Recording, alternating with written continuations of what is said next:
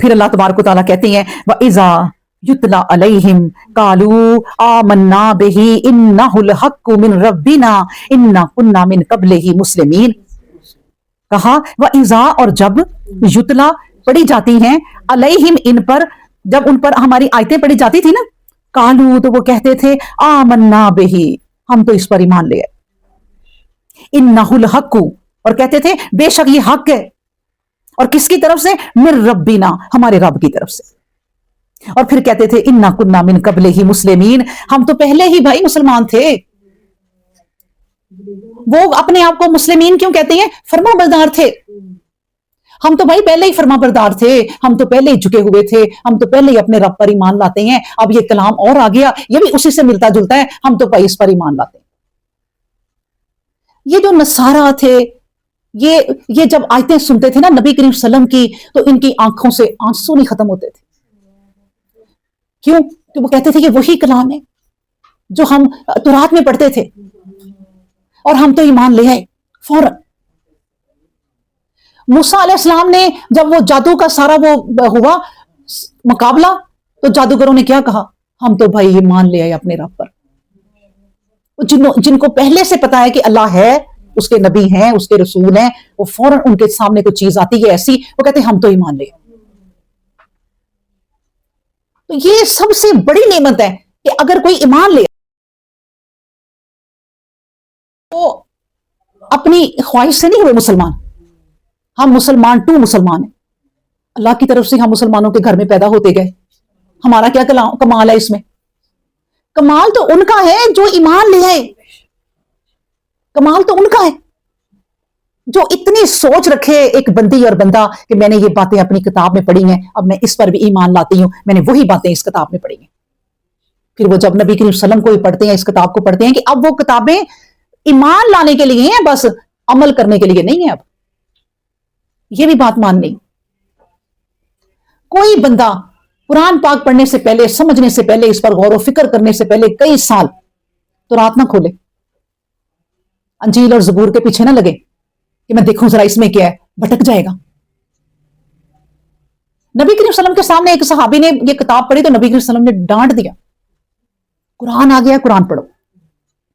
اس کتاب کے علاوہ پھر علماء جو بنتے ہیں عالم، وہ تب پڑھیں کہ تورات میں کیا تھا، انجیل میں کیا تھا. صرف علم کے لیے، بات کرنے کے لیے ان کے پاس چیزیں ہوں وہ پڑھیں، دل لگی کے لیے نہ پڑھیں کہ ہم ان کی باتیں ذرا دیکھیں تو وہ ادھر ہی چل پڑیں. علم کے بعد، اس علم کے بعد اگر آپ نے تورات دیکھنی ہے تو دیکھیں.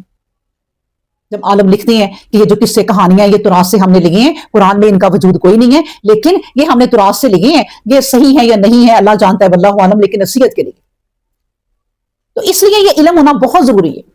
تو اللہ تبارک و تعالیٰ نے کہا کہ وہ ہمارے ایمان والے اے نبی ایسے ہیں کہ جب ان پہ آیتیں پڑھی جاتی ہیں نا تو فوراً کہتے ہیں ہم تو ایمان لے آئے. وہ یہ نہیں کہتے، ایسے بھی مشرکین ہیں کہ نبی کریم صلی اللہ علیہ وسلم کا قرآن سن کے، آیات سن کے کہتے ہیں ہم تو ایمان نہیں لائیں گے، ہم نہیں ایمان لانے والے. عیسیٰ کو سنا، موسیٰ کو سنا، موسیٰ کے اتنے معجزات، عیسیٰ کے اتنے معجزات، عیسیٰ علیہ السلام کے پاس اتنے معجزات، جنہوں نے نہیں ایمان لانا وہ نہیں لائے. اور یہ ساری باتیں کس لیے نبی کریم صلی اللہ علیہ وسلم کو بتائی جا رہی ہیں؟ کہ اللہ کی نا اپنے محبوب سے محبت بڑی ہے کہ اے نبی آپ نہ تڑپیں. ساتھ ساتھ پچھلے لوگوں کا قصہ کہ دیکھو پہلے بھی یوں ہوتا تھا، یہ آپ کے ساتھ ہی نہیں ہے. ہم بھی اپنی اولاد کو اس دنیا میں جینے کی یہ باتیں سکھائیں کہ بیٹے زندگی پہلے بھی لوگ ایسے ہی گزار گئے، تگو دو میں جوان ہوئے اور بس محنت کرنا شروع ہوئے تو بڑھاپے تک محنت کرتے رہے. تم کوئی انوکھے نہیں ہو جو اس دنیا میں محنت کر رہے، بلکہ جنہوں نے سو کے زندگی گزاری، بیکار زندگی گزاری، ان کی زندگی کا سب کچھ کھو گیا، لاس ہو گیا وقت. انہوں نے اللہ کے سنہری وقت کا فائدہ ہی نہ اٹھایا. نبی کریم صلی اللہ علیہ وسلم نے فرمایا کہ اے انسان سر ہلنے تک روزی کماؤ. سبحان اللہ. کیوں؟ کیونکہ کسی کے آگے ہاتھ نہ پھیلاؤ.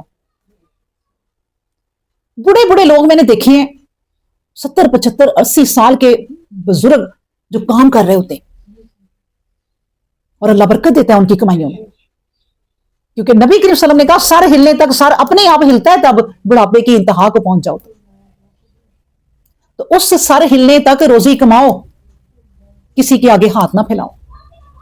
تو اس لیے اللہ تبارک و تعالیٰ نے کہا کہ وہ لوگ تو نبی کریم صلی اللہ علیہ وسلم ایسے ہیں کہ जब उनको कहा जाता है ईमान लाओ तो वो कहते हैं हम तो ईमान ले आए, वो कोई बहस नहीं करते। अगली आयत सुने 54, उलाइका यूतौना अजरहुम मर्रतैनी बिमा सबरू व यदरऊना बिल हसनति सय्यिआता व मिम्मा रज़क़नाहुम युनफिकून। अल्लाहु अकबर।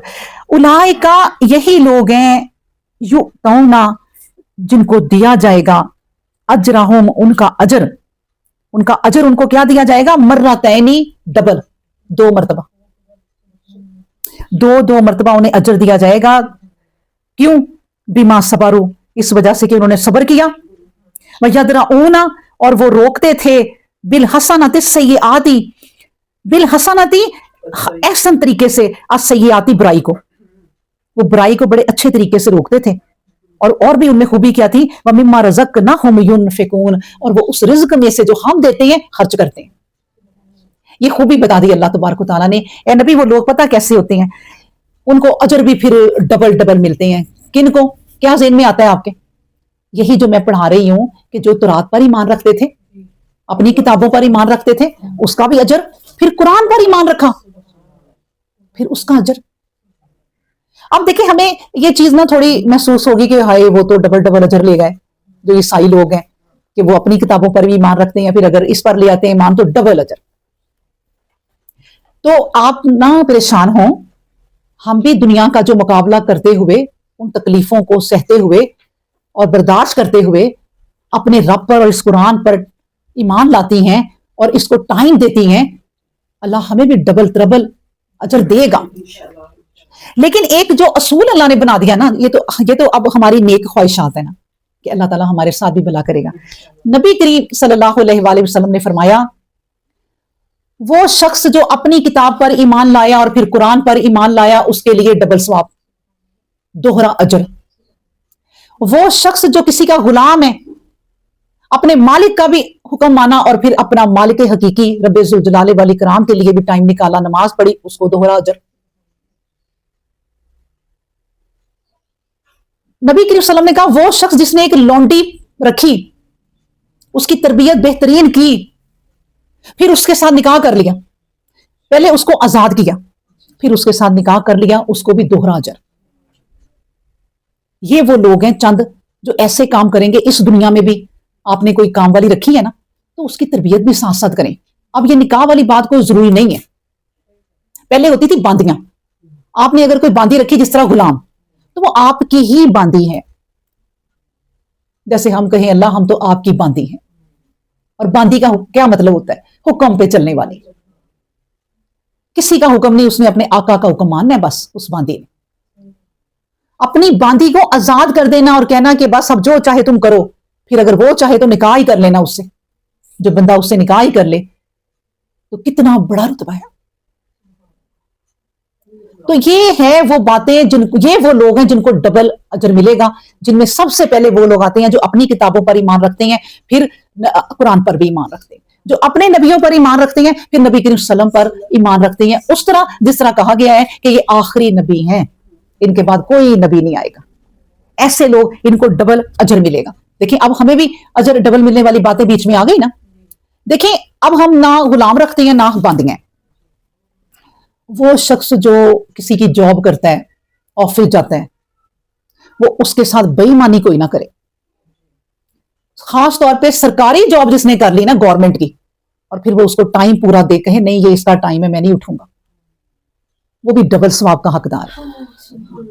और अक्सर आप देख, आजकल जिसने गवर्नमेंट की जॉब सही तरीके से ये कुरान और हदीस और अल्लाह के डर से कर ली ना सही तरीके से, वो डबल अजर का हकदार है। रिश्वत ना ली, कोई रिश्वत ना ली, जॉब के टाइम के दौरान उठ के कहीं गए नहीं, जॉब में जो जॉब की गाड़ी है गवर्नमेंट की अपने काम के लिए इस्तेमाल ना की। हजरत उमर फारूक रजी अल्लाह अन्हु बैठे हुए थे ना, तो हिसाब किताब कर रहे, और साथ एक सहाबी बैठे हुए थे। तो शाम हो गई, चिराग जलाया हुआ था, हिसाब किताब कर रहे, एकदम उन्होंने देखा टाइम ओवर हो गया, वो चिराग बंद किया, दूसरा जलाया। उन्होंने कहा ये आपने क्या किया? उन्होंने कहा ये चिराग हुकूमत के काम करने के लिए है। देखिए, मामूली तेल, यहां गाड़ी का पेट्रोल फूंकते हैं, गवर्नमेंट की गाड़ी का, कहते हैं जितना इस्तेमाल कर लो रिश्तेदारों को दे दो, और रोक डालते फिरते हैं लोगों पर।